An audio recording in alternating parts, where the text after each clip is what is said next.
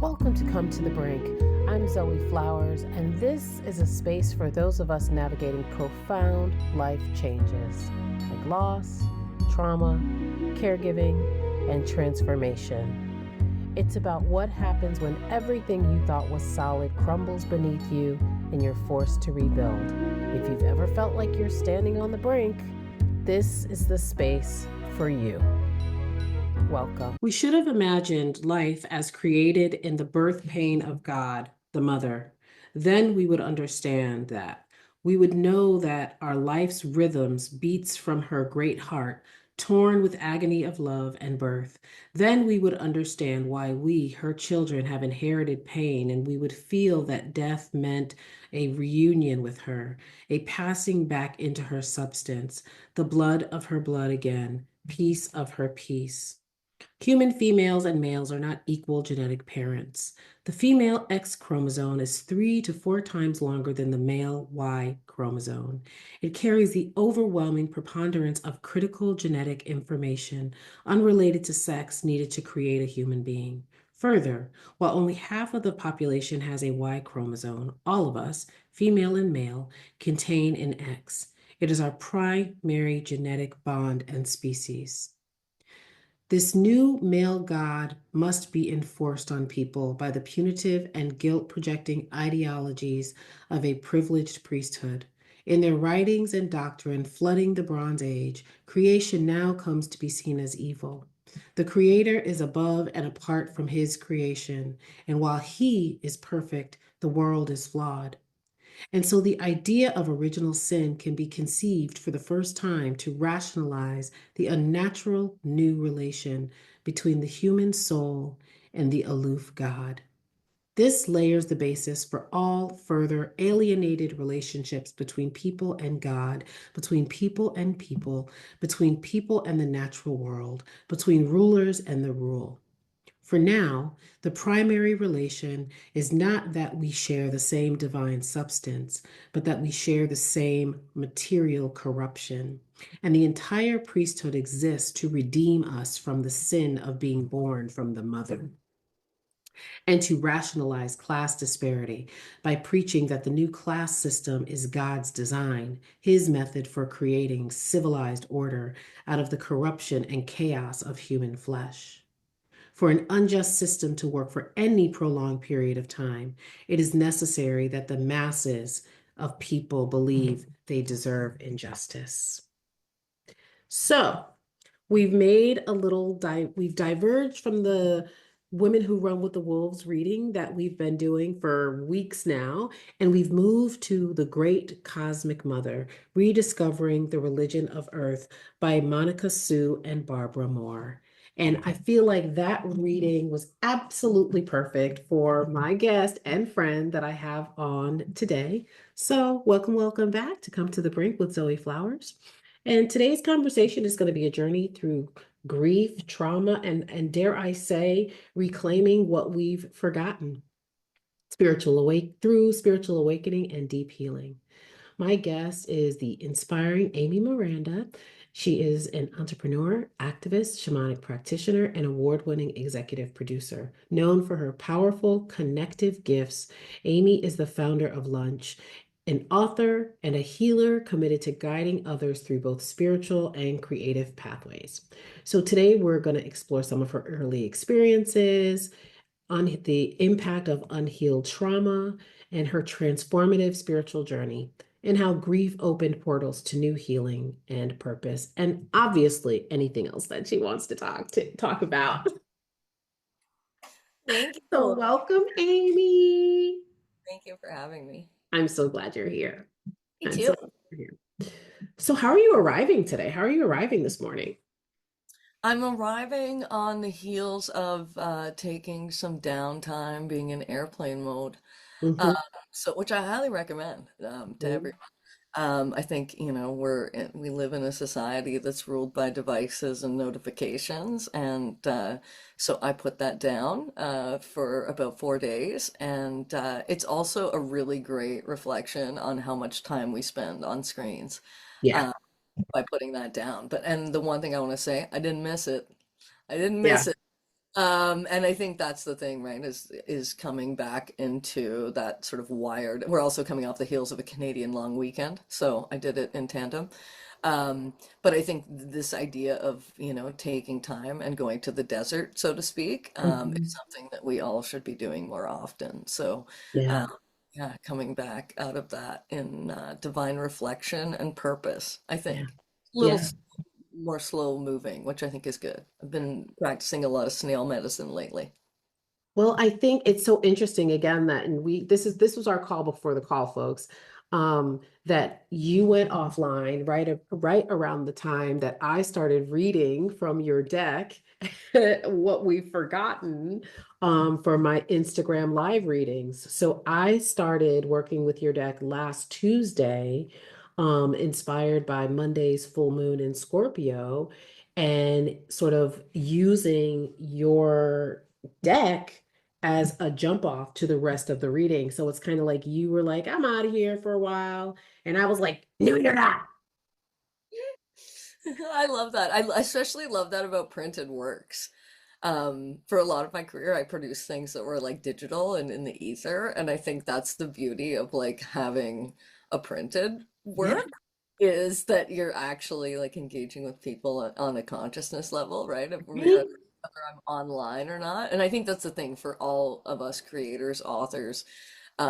We spend a lot of time, right, promoting our work Yeah. and I think that's the beauty of it, right? Is being reminded that it'll pick itself up and the right people will find it, right? Yeah. At the right time. Yes. Yeah. Yeah, absolutely.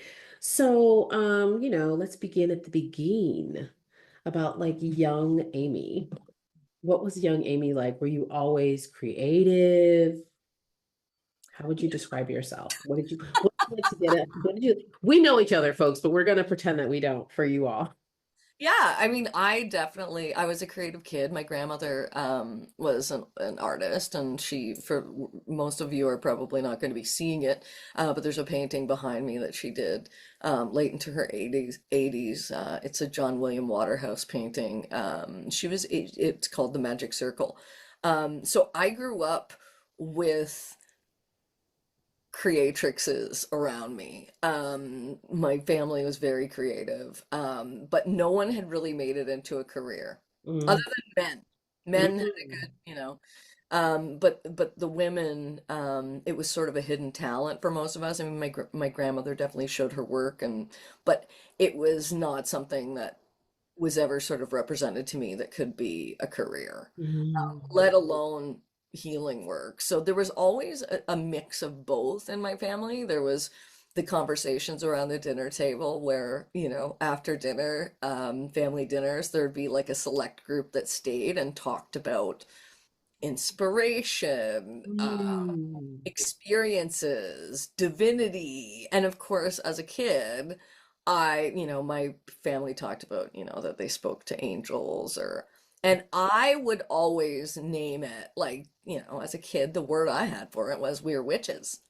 You would And say that out loud? Oh yeah. Oh my And God. of Oh my course, God. that's the irony I think of part of my story is I spent a lot of time saying the quiet part out loud and then, eventually it was like, when will the fire be? Because I hadn't said my quiet part out loud. But Mm. I was good at, pointing it out for others. I still am, I think. Maybe a little bit more elegantly now that I'm older.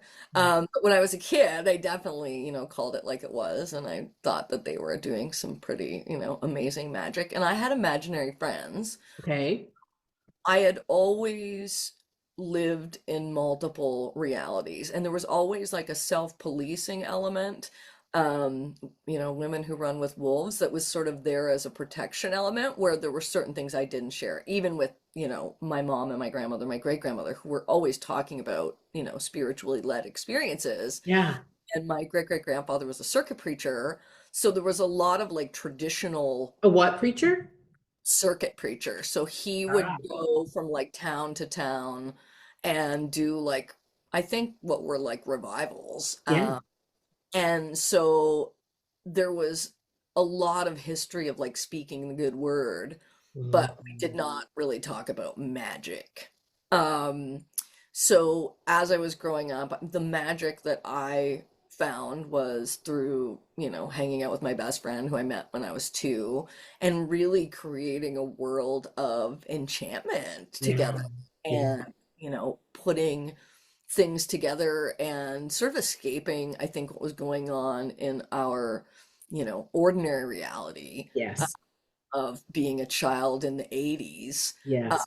which which was, I mean, now we're seeing, kids have autonomy and agency. I grew up in a time where, it was get in the car and, we don't really have time to talk about your feelings. Oh yeah. Uh, so there was a lot of time as a kid where I spent in creative mode, where I was like inventing realities and, in sort of communion with my best friend. So there was definitely a lot of adult stuff going on in my childhood. Sure. I think my reaction to it was to seek enchantment. I Uh, think, yeah. yeah, Yeah. yeah. So I was always interested in that, but definitely was still in the witch wound. Yeah. For It needed sure. a safe place to inhabit. Yeah. I feel like we're very similar in that upbringing. I think the 80s and late 70s, early 80s in particular was really interesting, right? Because it was still very much children should be seen and not heard.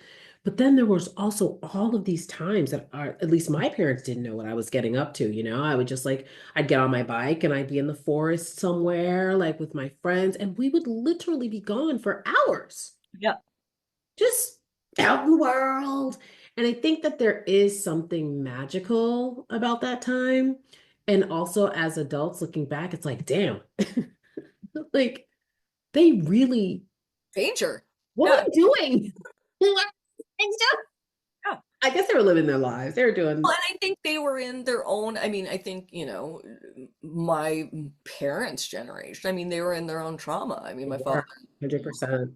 Vietnam, as far as we know. Yeah, And my mom, grew up in her own trauma, and I think sure. that was where, you know, a lot of people had kids because that was what you did next. Hmm. So, and I think, obviously there's an element of love to having children, but I think Yes. people during that time, it was like there was that sort of, especially in the, as you said, the late 70s, early 80s, where there was this, you know, sense of the American dream, right? Of like, here's what you do, Sure. and here's, you have For pets, sure. kids, and you move to a subdivision. And then of course it's like, when will the existential crisis be?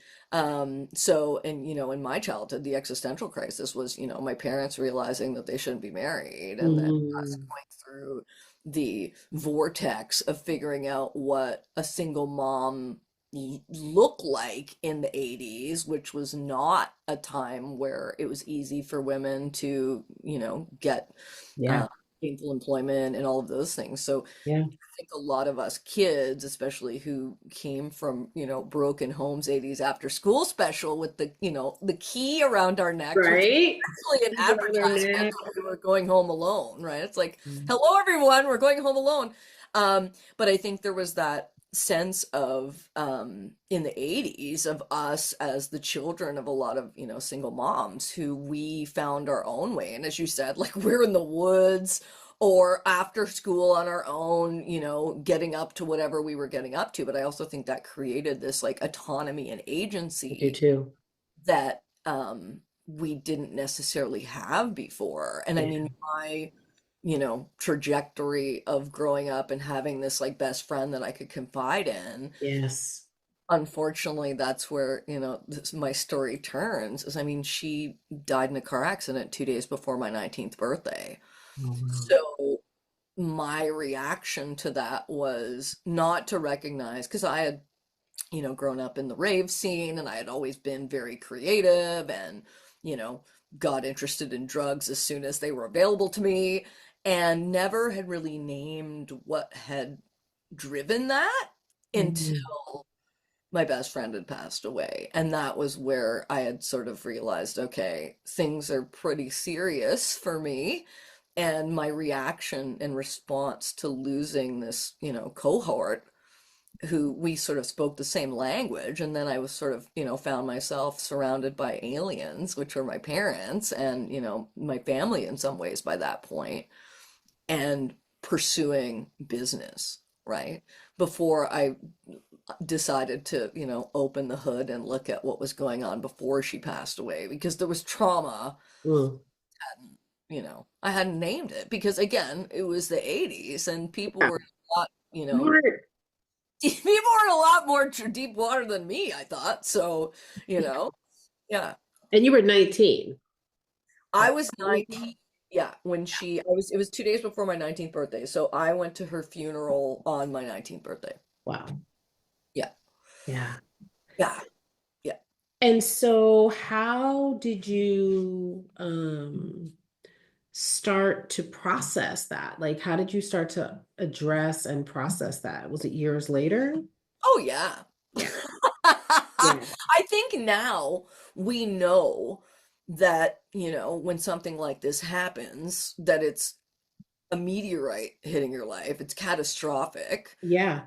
And we know now to do something. My reaction then was, I mean, I had a ton of survivor's guilt. I Mhm. had already been in a car accident where I shouldn't have walked away. She had died in a car accident 6 months later.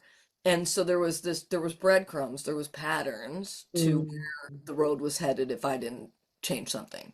I see. The way that I had sort of measured up when she left was, because I didn't really have a lot of authentic power at that time. I saw it as it should have been me. The universe fucked up. I was now going to prove myself. So that was sort of where the thinking went. It wasn't about, that I had already had what in shamanic circles we call soul loss, that I had already been dealing with trauma. I saw it as I have to make her proud of me. And Mm. I've got to show everyone who's left, her family, my family, that this wasn't a mistake. So everything went into work. Yeah. Work So mode. I basically started, and I put that to work in a very, like, 80s way. 80s way. Where I Right. was like, put on the shoulder pads and Yes. the business. Yes. So, and that was, I mean, it was the late 90s by that point, but I was working in tech and I Yeah. ended up, I started my career at CNN and was doing some incredible work. I was a manager of, I laugh because it's IT Yeah. was what everyone thought the internet was back then, but I was a manager of IT by the time I was 23 years old.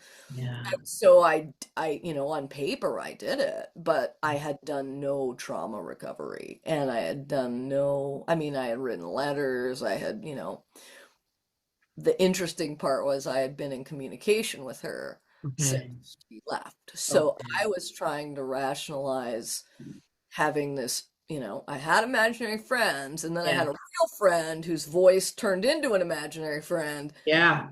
and trying to rationalize A, how I was worthy of having that, Yep.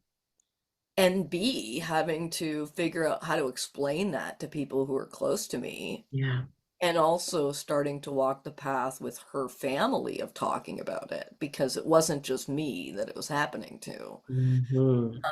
and starting to honor sort of the richness of my best friend Aaron's spirit.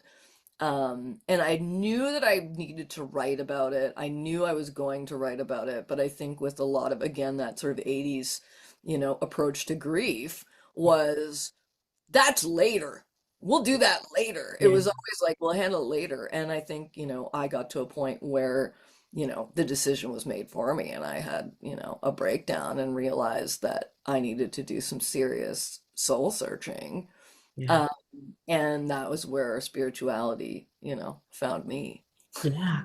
Did you did you have any, thank you for sharing that. Did you have any other human guides at that point? Or were you solely like led and surrounded by spirit to like take you on this path? That's a great question. I had always been surrounded by spirits more so Hmm. than human teachers. Hmm. And I think, I mean, now looking back, I wasn't looking for a human teacher then. I think I always felt on some level, even as a kid, that humans didn't really know what they were doing. Hmm. With all due respect to humans, I always sort of felt like there was probably something that we were missing. And I think because I had such a rich um, life and consciousness, I assumed that that was where I was going to get the answers. And I also, through, I think getting to that point where I knew I needed a human teacher. Yeah. And I had sought, in terms of like grief and starting to deal with it was probably about 20 years later that I finally was like, okay, I need to deal with the grief of losing my best friend. And I had had other losses since then, but not um the same. I mean, she and I were just two peas in a pod. So it was, I think, I didn't take the time, and then as what happens when you're human and you don't take the time, you Yeah. get forced to take the time. Of course. Um, so I, through a series of amazing synchronicities that I talk about in my book, I met a human teacher who still is my teacher, a man named Daniel Leonard. And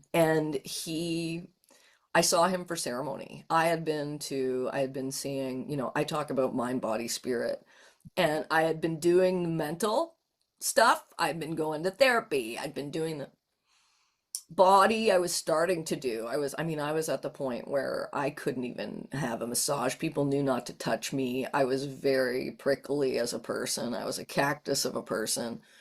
Um, my mom still says I was the angriest person she had ever met. And I knew that there needed to be some kind of processing, and I knew that the processing that I hadn't done was energetic. You were hearing it. It's so something that you were talking about, like not like having this sense that humans haven't quite figured it out.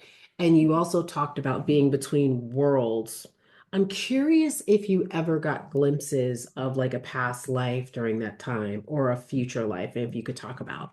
Yeah, absolutely. So when my best friend passed away, my mom did what I think a lot of witch moms do.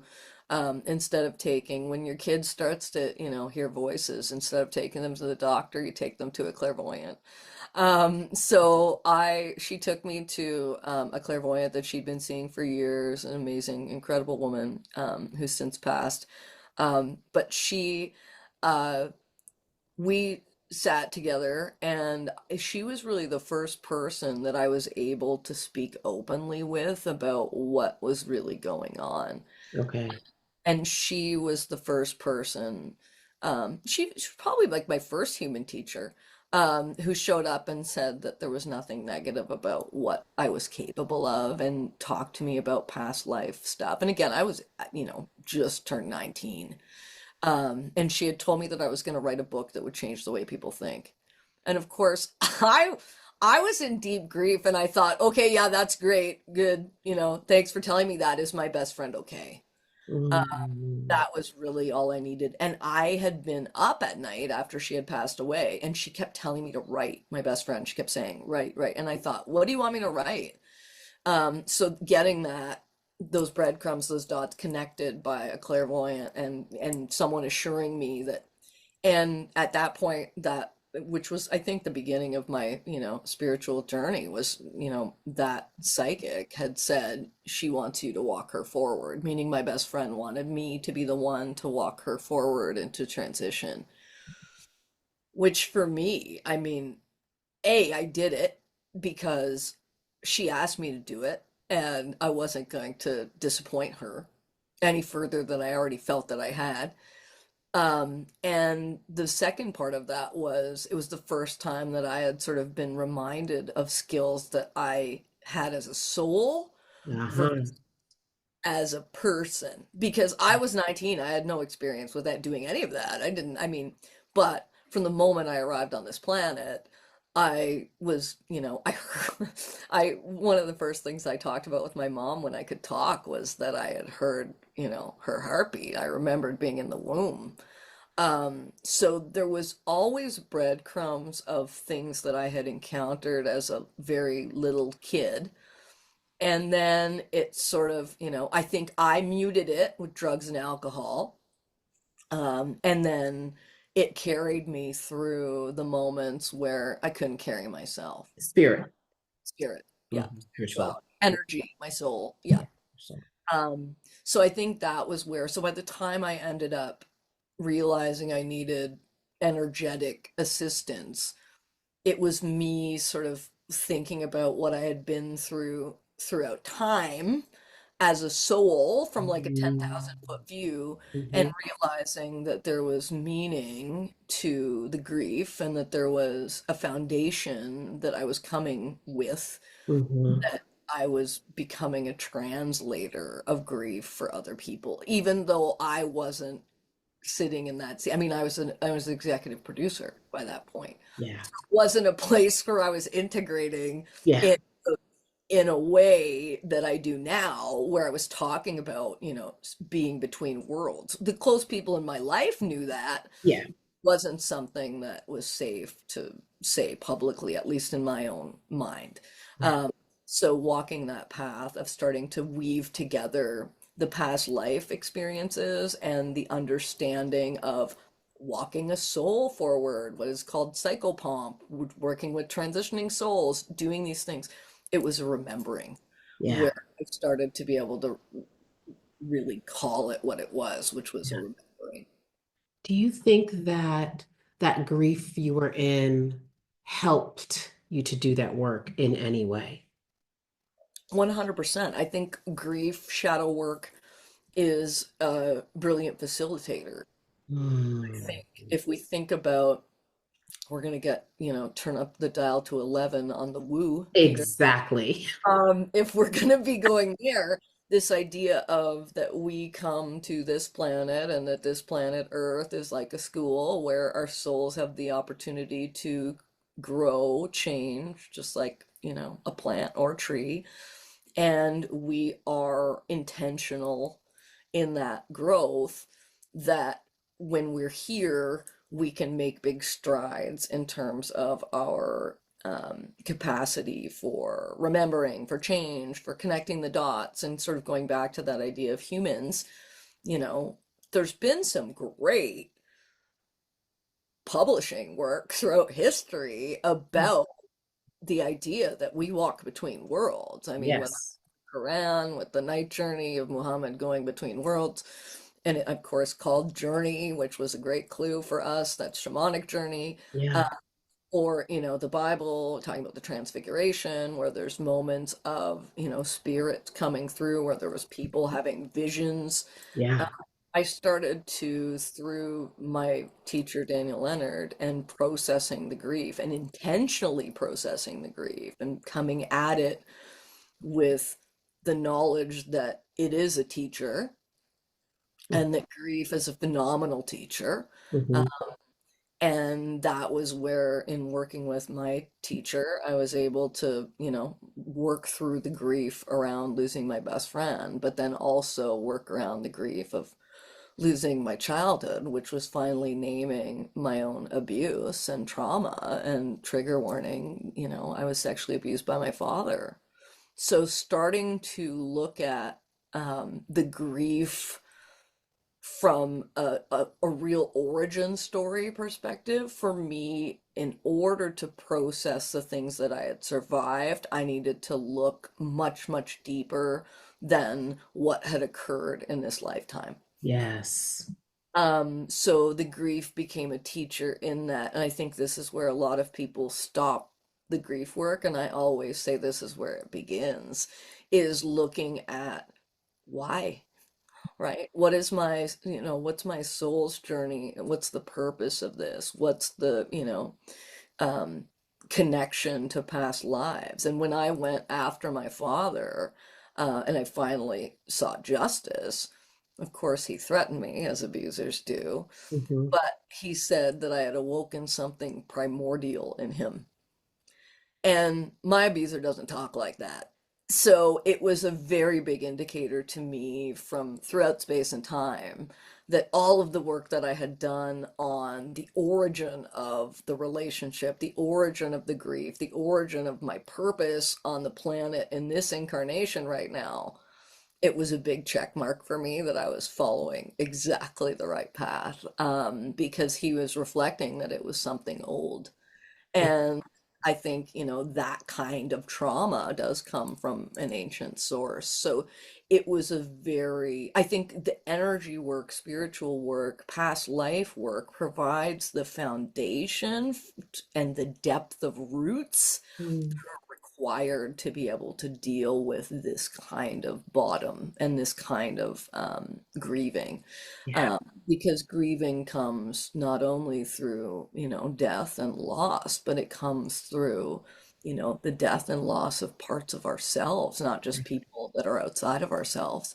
Yeah. Um, and then that idea of the phoenix rising from the ashes, which I had been through that with my best friend. I had been through the transmutation of losing her being, a completely gutting, you know, tectonic plate shifting experience to seeing meaning, to being given guidance, to meeting her nephew who is named after her and is very much, I talk about in the book, very much like her, to be able to witness that and to witness the rebirth out of the death.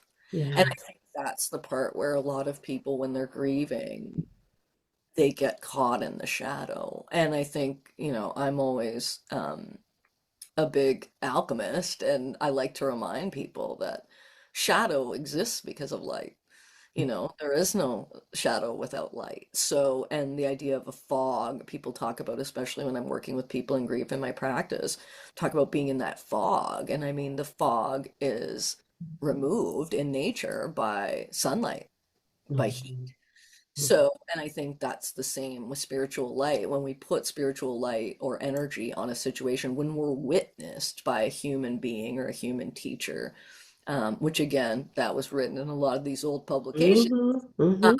the idea of being witnessed to move us through and to almost create this, like, zip line through space and time where we can pull ourselves out of that shadow and back into the illumination and to share, which I think is what a lot of us, are learning to do in grief, is to talk about it, to Mm. honor the spirit of, that not only has, been in our lives, but that moved through us as they departed and transitioned. And I do a lot of death work and working with people before and after transition. And the magic that exists of being in those holy places and sacred spaces, and showing up for people to be able to help them, um, I think sometimes rationalize what they've experienced. A Mm. miracle of being in a situation where a soul passes. I had a friend a few weeks ago who lost her father, and she was in the room. And it was her first time being in the room when someone passed, and we just talked about the effects on your physical body after that happens, because there is an electric charge that happens. Mm. Um, Really looking, I think, at the science of the grief and looking at, where the meaning comes from out of the depths of um, those moments of shadow. Mm. Can you talk a little bit about this electrical charge? Because I was present when my friend Peggy passed, myself and four other girlfriends. And then, of course, I was present when my mom passed last year. And this is the first time I'm hearing about this electrical spark. So in my experience, and I think, souls choose who they want in the room. Mm. So, there's bedsides I've been to where people were told to get out. Mm-hmm. So, my grandfather was one of those bedsides. That's why I laugh. Yeah. Uh, so there, there, the idea of death, the idea of a soul leaving the body, it's almost like, and the image that spirits telling me to give right now is the idea of landing on an aircraft carrier. Mm. Plane has to catch the hook. Hmm. So that's what happens when we're born. The plane hooks Okay. into, so that's what they're showing me as an analogy. And Yeah. then to die, we're doing the reverse. We got to take off. Yeah. A lot of people, when they start to, and this is around people who are going through either hospice or going through transition, accidents obviously are different. Again, still divinely timed. But the idea of someone being in a palliative state or hospice state and transitioning, a lot of times there's time for people to be in the room and hold vigil, which is rare because we don't do this very often these days. When we do that, if you look throughout history, when that happens, there's ceremony after because it's the living who are processing the miracle that has transpired, which is being able to, and I always say this with my clients, when you're in the room at a passing, you're essentially handing this soul back to source Wow. in love. So Mm. there's an unbroken current. Mm. Because the current's unbroken, especially if you're holding a hand or you're in the room, you're going to feel that jet take off. Mm. Just like with a birth, you feel it, it's emotional, the birth, the soul is hit the it's hit the air. The reverse is we're around a plane taking off. Yeah. So it's going to jiggle your nervous system. Yeah. There's going to be a vibration and a current as the force. I'm a Star Wars person, but as the force, the light force leaves the body. So the time of grieving following a death is designed because that's how it used to be, was that everyone was there. Yeah. And then we would grieve together because our nervous systems need to recalibrate, which is why there was food, celebration, song. Yeah. So this idea of, and again, Amy Miranda doesn't know this. This is soul knowledge, right? I just got here. But this idea of being able to witness the miracle of the transition, Mm-hmm. both in physical but also in spiritual reality. So that's where, prayer, gathering, those things came from. But part of the way that I work with clients to grieve is getting them communicating in spirit where the majority of the energy of those departed people live. Mm-hmm. Because while they were on the aircraft carrier, Mm-hmm. we were living in ordinary reality the majority of the time. Yeah. Off the aircraft carrier, we're transmitting through vibration, through sound, through pen and a pad, those ideas of actually being able to transmute our feelings into vibrations. And I think that's where the energetic piece of death, a lot of people don't talk about it because it's such a holy, sacred thing. And it's sort of the last thing you want to do is relive that experience. But the holiness of actually transmuting the energy, Yeah. opening up that field, so to speak, to be able to process the Yeah. holiness and sacredness of a miracle that is someone leaving their body. Yeah, absolutely. In the sort of 2 weeks that my mom was like in that nonverbal state where I think she probably was deciding like, okay, like, am I gonna try to like stay and like thug Yeah. this thing out, or am I gonna just go to where I said I wanted to go anyway? I was looking for a death doula. Like right up until like a couple days before she died, I was like calling people and like sending texts and being like, "Oh, I need a death doula." Meanwhile, I'm sitting there every day next to her, playing music, right? The music from her time. I was like, "Oh, girl, you the death doula. You are the unwilling death doula." What a divine appointment. It was. I mean, I had to get to that. Oh, of course. Yeah, of course. That was Really, what I I'd know. rather engage someone to do this, you know? Yeah. Find somebody. Like one of my friends was like, "Well, I could kind of come in on a bus to do it." I was like, "Girl, she gone. She gone." Well, in the soul agreement, right, of it being you, and I think the music, right? Like, I mean, this the hearing is the last sense to go. Yeah. I don't think it ever goes. I think they always can hear. I mean, based on Oh my yeah. experience, right, and yours. I Oh mean, yeah. hearing never goes. I think they can Oh always. no. I mean, yeah, I there when I was setting up my ancestor altar years ago, I don't know if I ever told you this story. I'm into like African things. So I put on some Orisha music and put some wine on the altar. And they were like, "Girl, what is this?" We listened to Gladys Knight and we drink gin and rum. You drink wine. We do not. And I really thought I was doing something. I'm dancing, I'm doing my African dance in front of the altar. It's like, girl, what you doing? That's what you like. They're like, no shade, but like, I'm born in 1941. What are you doing? Exactly. Well, and that's not their vibration, It's right? not, It's it's, not I their don't know vibration. what that is. They're like, what channel is that? That. What is that? Put on something we like. Give us what we like. So yes, they listen and they talk.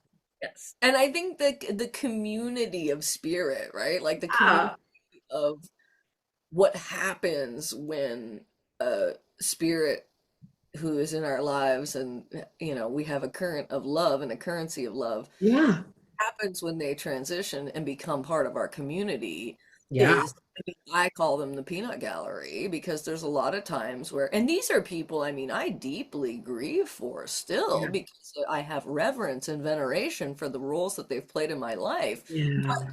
They think it's hilarious because they're in a better place. They So do.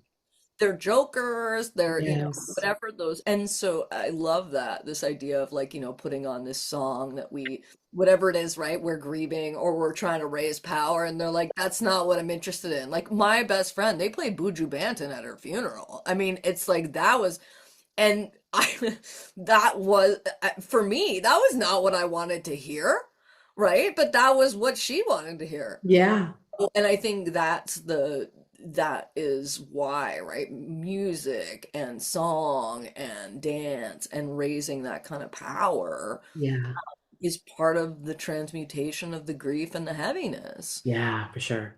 And I think that's part of, what community brings so beautifully to, many hands make light work. Yeah, As light workers, I mean, I think that's the thing that I have,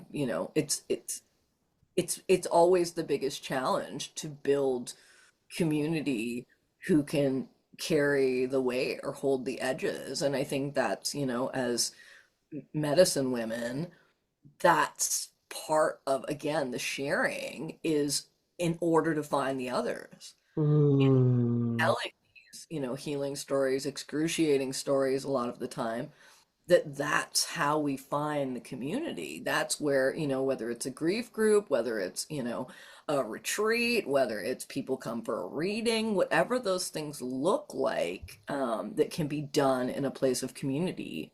I think those things were, traditionally done, but I call them the uninvited, but in organized religion, right? And I think mhm. that's grief, at least in my experience, doesn't get properly handled in organized religion. No. And I think, that's the long con job, unfortunately. And I think, talking about somebody like Jesus of Nazareth, right? I mean, he was a death doula, he was a witch, a shaman, Yeah. and those kinds of archetypes are, that's what's required in those moments of grief, right? Is going to the desert, taking those moments, processing, and then, coming back into community. Yeah. Uh, and I think those two things are, crucial in healing from, grief and working through grief. And I think grief, people, along with trauma, people think that it's like, oh, and then we're finished grieving. And it's like, that's being a human being on the planet, you know, getting a solid practice for grieving is pretty crucial. Yeah, for sure. Yeah, For sure. but no one's teaching that, right? I mean, obviously we're doing our best, Yeah. uh, but in terms of like organized society, which is why it's crumbling, right? Absolutely. I mean, like this podcast, it started with sort of me talking about my mom, my experiences, feeling through like those feelings on the podcast. But then all of a sudden, I'm like going way, way, way, way back, right? And connecting all these little terrors, right? All these little deaths that I've been grieving. So it's a spider web. I'm Yes. curious about, so the card I pulled yesterday from your deck, What We've Forgotten, was Vision Quest. So I'm curious what you think about the vision, the importance of the vision quest in the grief journey. It's just coming off of one. Um, I, I mean, I think I'm one of those people that, um, those are holy days. Mm, So I mark those days, because I believe that the veil is thinner on days of birth and days of transition. okay. So, and again, I don't know where I got that from. That just seems to be some knowledge of my soul. And since my best friend passed away, I always take that day. It's just always been a part of the practice. So, and would I call them vision quests? Yeah, I think so. So typically, with especially leaning into the shamanic, component, and we've done some journey work together. But being in a state of shamanic journey where essentially, and what that means is, for those who've never experienced a shamanic journey, it's sort of like being in an active dream, or seeing underwater. And the reason I like to take those dates, of transition and, birth to do vision quests are the veil is thin. And for me, what I like to do is do more archaeological work for meaning, Hmm. right? And I mean, my best friend's been gone, 30, almost 30 years. And I could name what's gone on those 30 days of ceremony, you know. Yeah. I think part of what, and we started by talking about this idea of airplane mode. Yeah. Uh, I think I learned that, my grandmother passed on, May 18th, 2017.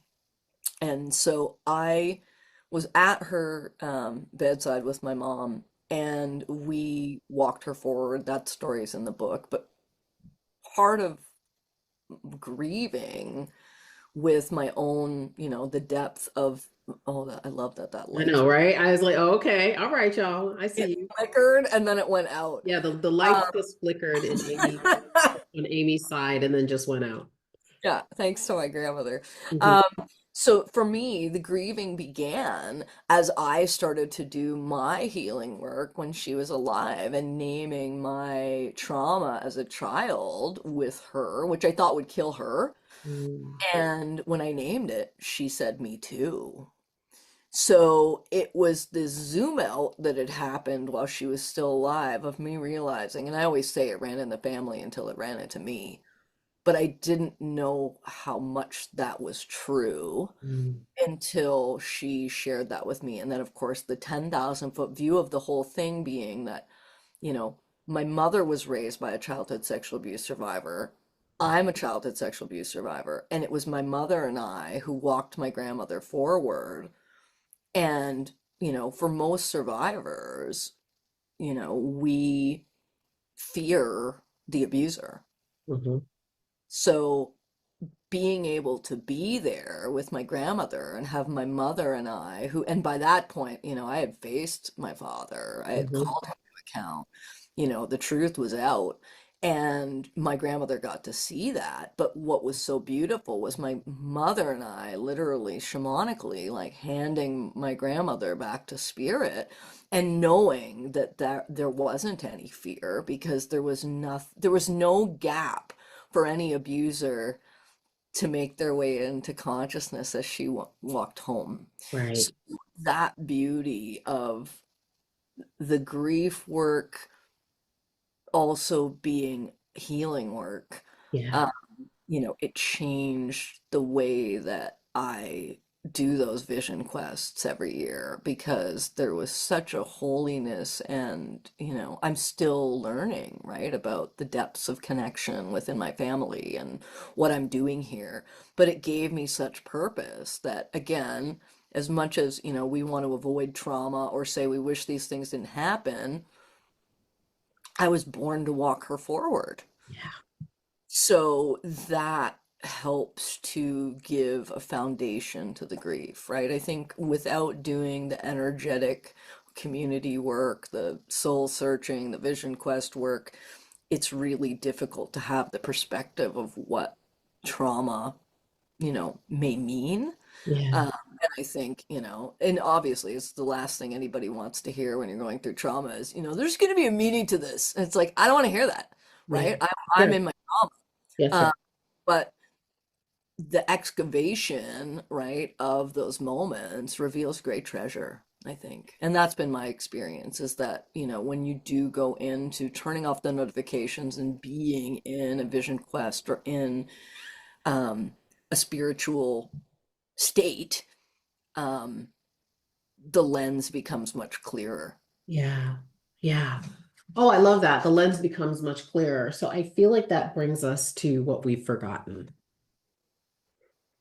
because that is a very clear lens to and a tool to help to reframe. So I'd love to hear like how that came to be. Thank you. Yeah. Um, well, I think I was born to translate I think a lot of the ideas and what we've forgotten aren't new ideas. Mm, Um, it's a collection of both stories, rituals, and a guided tour through a temple of wonder. mm, So I always knew, and I had always written, I had always created. Um, but I think my trauma, the loss of my best friend, going through the experiences that I'd had, with my father, I created a character, mm. which was the character that I let everyone else see in business. And, I did these things, and people didn't know that I was a creator. Most people didn't know I was a writer. They knew I was an executive producer, which a lot of people don't see as being creative. The artists that I worked with knew that I was creative, but I hid it because it was such a vulnerable place. So I stopped writing when my best friend passed away.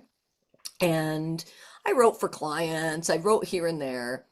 Um, but I had not thought that I would ever come out of the closet with my creativity. It felt too dangerous. And then, just like training in shamanic healing, which was not something that I thought I would do, I thought I was walking a healing journey and that I was going to do my own work. I never thought I would be called to practice. So the book was very much a similar way. I thought I was going to write a book about, a memoir. Okay. And of course, it didn't end up being a memoir. It's a walk through a temple. So the journey begins with you being invited to remember, and you meaning the reader, and we walk on a path of remembering, and we walk, and it's called an interdimensional adventure because all of the locations in the book, they are places that exist in consciousness. So I've gotten a lot of amazing, notes from readers saying, "How did you know the place where I go in my consciousness?" And I'm like, I went there too. Yeah. Um, so I think the the book turned into what people keep telling me is also almost like a game, which I, grew up working in digital media, so that's not a big surprise, but it is um it's an active meditation, Yeah. uh, and it starts with really a reset about what do we actually know. Yeah.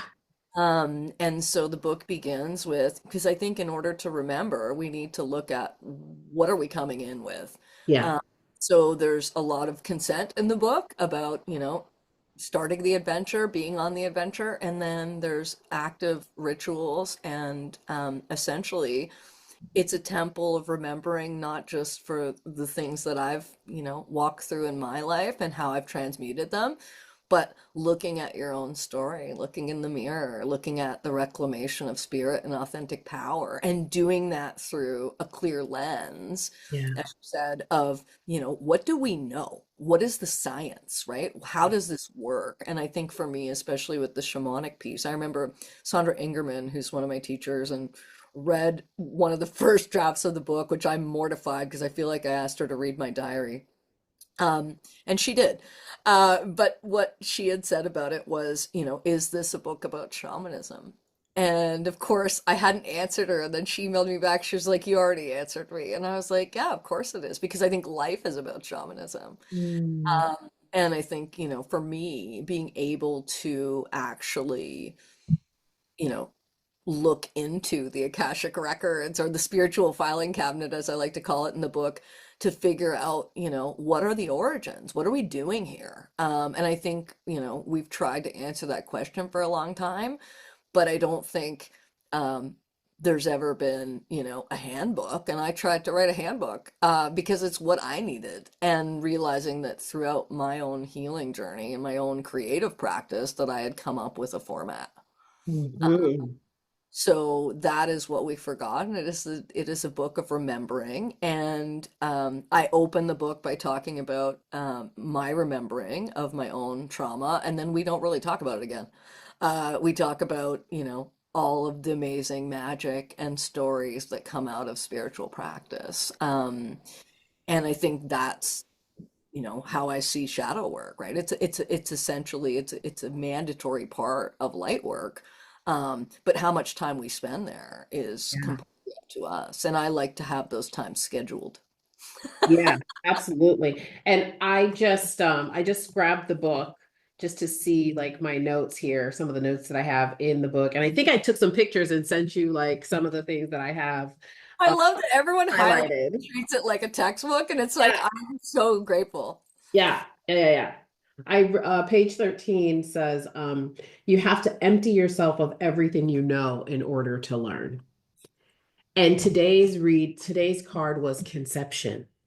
And then there was just some other great cards that followed it. But for me, the takeaway was that people have to like reimagine their birth story, and that they're actually being here on the planet is a miracle. So just like you said, they have to empty themselves about whatever they've told themselves about the circumstances surrounding their death, and just be like, you know what? I'm supposed to be here. I'm the miracle, right? So, And yeah, I think that that's the idea of really, excavating our own yeah, pieces, instead yeah, of doing what I think, culturally a lot of people have been doing for the last 20 years, which is looking at other people on reality TV, yeah, um, and excavating other people's stories. And it's like, that's not where the magic is, right? That's not, I mean, that's entertaining for yeah, sure. yeah. And it's like I always call it legal gossip, right? It's those people are they are totally subscribing to being gossiped 100%. about by That's being on right. TV. But the other side of it is, our origin stories, our own journeys are that's the magic and wonder, and that's the adventure that goes on when we leave here. And I Yeah, that was the second card, by the way, was adventure. Yeah, yeah. But I think that was a very Pee-wee voice. But yeah, I think that there is, we are on a big adventure, to borrow from Paul Rubens, my dear friend. But I think that's, this idea of, and that was someone else who's transmuted their story. The documentary comes out this week about him. Oh, Uh, wow. Okay. but I think this idea of, taking trauma and transmuting it to, power and adventure. And, I think Joseph Campbell, did that in the Mhm. hero's journey. Yeah, Uh, absolutely. all of us have a hero's journey. Absolutely. And I think instead of, and listen, being in the muck is part of life, right? If you're in Yeah. the muck right now and you're listeting to this, that's okay. If you Yeah. need to go out of the muck, and you're tired of being there, there's amazing resources out there. But being in the muck is part of the journey, It's right? part of the hero's journey. That's part of where we learn, how much we don't want to be there. Mhm. Um, and I think getting stuck is, it's its own origin story, right? Mhm. So it's its own superhero origin story. So I think Mhm. that's the kind of we can reclaim these Mhm. moments of ceremony or vision quests or going to the desert. And the funny thing for me, I talked about, I didn't know whether people would accept this, in my life from a business standpoint. Nobody has any problem with it, right? So I had told myself for years, right, that it wasn't safe to be out of the closet as an alchemist or about my trauma or about, and that couldn't have been further from the truth. Yeah. So, and I think that's part of, again, that searching for that meaning, right? Viktor Frankl, Man's Search for Meaning, this idea of looking for the treasures in the trauma. Yeah. Yeah. And so, Joseph Campbell, Hero with a Thousand Faces is a great reference. And this hero's journey, I mean, harkening back to the beginning of the conversation where we talked about Star Wars, great depiction of Wizard of Oz. Like most of the movies that we absolutely love, they chart this hero's journey, right? So what's next for you on this journey? Oh, What's your next I'm adventure? excited because I think I had, again, being a human being on this planet, sometimes we are good at giving ourselves limitations that don't Yeah. exist. And I had told myself, I was going to write this book and then I was just going to do healing work alone and I wasn't going to do creative work anymore. And of course, that was not true at all. Mm, So I'm back in the seat as an EP, executive producer, which has been beautiful because part of the book was taking back the rights. So Lunch just took back the rights to the book and the work. And so that's pretty exciting. And in doing that, have been able to recirculate with all of the artists that I've worked with for the past, 15, 20 years, as well as a lot of new creators and artists, and now weaving this all together. So we're working on some pretty cool stuff in terms of events, mhm. in real life, building community, and really looking at new ways of being in terms of economy. I think that's, something that I'm really excited about is, I've been in business for a long time. I just did air quotes. Yeah. Um, but returning to business with more emphasis on social enterprise, more emphasis on integrating, the actual healing work that all of the artists do into the work that we produce. So I'm excited about that. There's a lot of amazing stuff happening in the network, and I'm so grateful that me, coming back with rights returned was seen by my artists as being like, oh, great, you're back. Here's all the stuff we're doing. Um, so, which has been beautiful, because I think, I had taken a sabbatical to write the book, and, the artists are letting me know that the sabbatical is over. Yeah. So I'm grateful, and I'm still doing a lot of healing work and working. I love working with creators and trauma survivors, which, isn't a surprise. Those two are often the same thing. Hmm. Yeah. How can people support your work? You can find me at amymiranda.com. You can find me at thisislunch.com, and you can purchase my audiobook, my book, my oracle deck. You can book a session with me, or you can hire me to make stuff. Yeah. Amy can make anything, literally. That's true. Thank you. Except for I'm not very good at cooking. So Oh, other okay. than that, other than that, I can handle it. So Okay.